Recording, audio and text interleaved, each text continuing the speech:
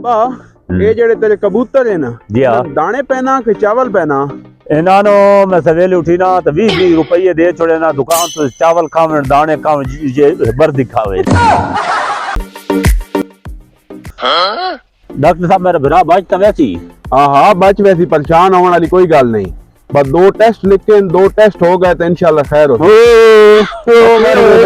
मेरा भरा तो पड़े नहीं यार टेस्ट कितो हमने जड़े इमरान खान दा वकील शेर अफजल बरबा तो वो कैसा बंदा?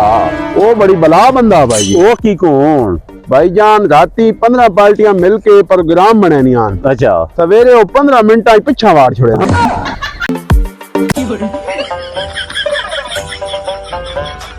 पूरी रात मशूका नाल गल्ला करे ने राने फजर उठी के स्टेज जा लेने। आओ मदीने चले आओ मदीने।